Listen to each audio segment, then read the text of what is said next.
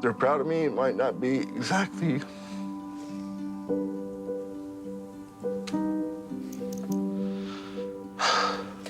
I know that nothing in our relationship is gonna change. They might not like the content, but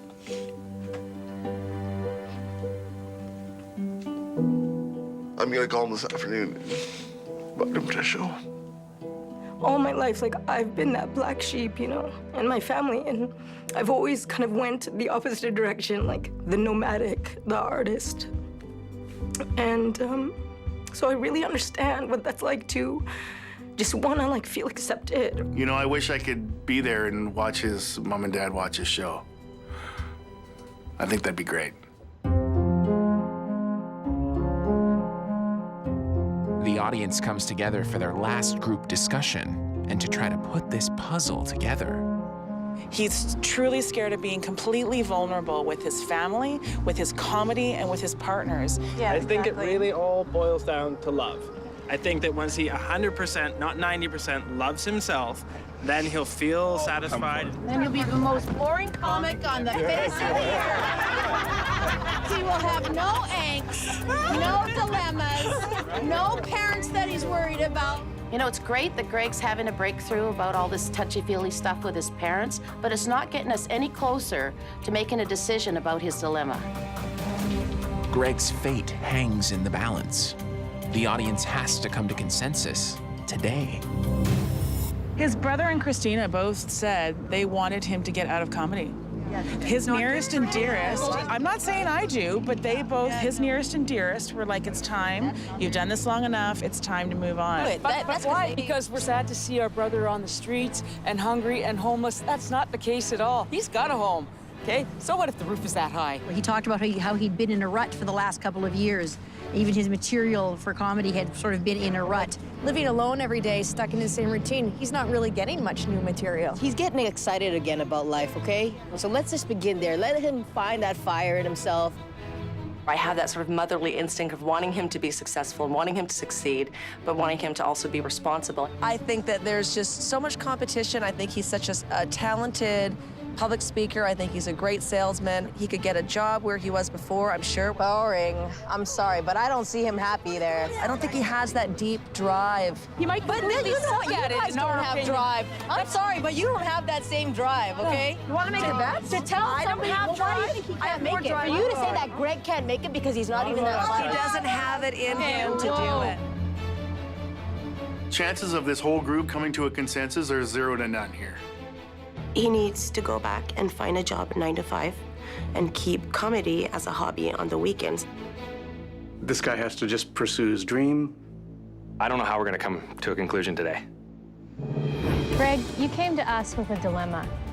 Should you keep following your dream of being a stand-up comic, or should you go back to your sales career? So we've come to a decision.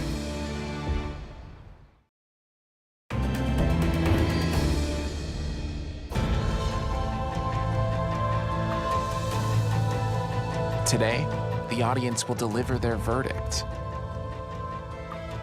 I'm scared, my heart's racing, my mind is racing. I have no idea what they're gonna say to me after the whole week.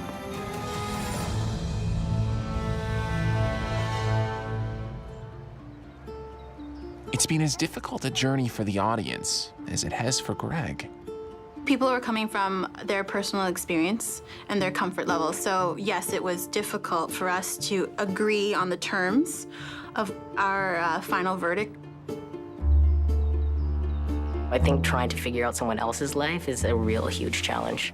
There was some fighting here and there, but I think that in the end, we came to a pretty good conclusion.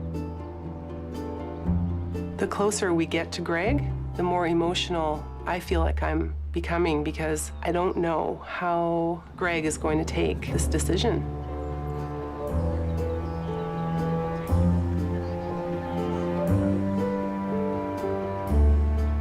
We want to thank you wholeheartedly for allowing us into your life this past week. When we first met you, we thought this was going to be a really simple dilemma, but as we got to know you, we realized it's quite complex. Greg, some of the greatest comedians are great because they reveal so much of themselves in their act.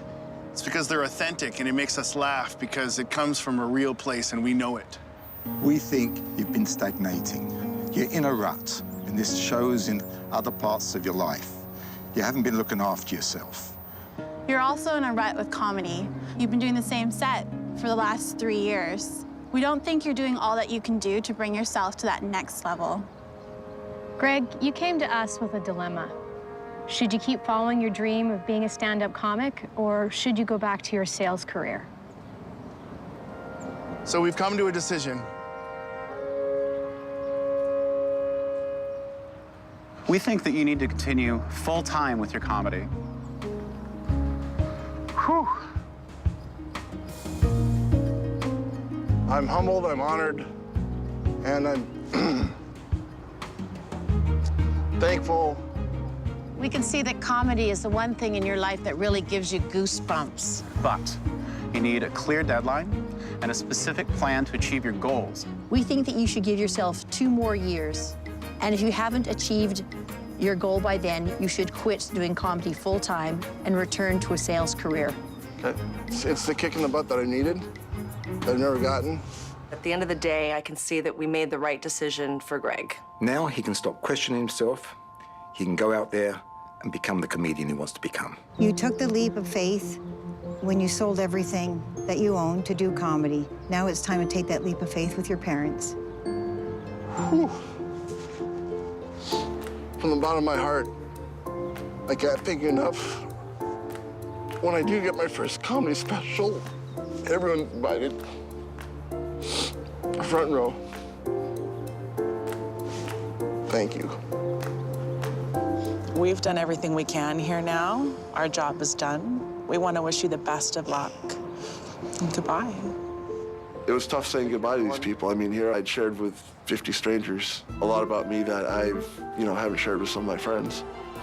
As soon as they told me that I'd stay in comedy, I was thrilled. I was relieved.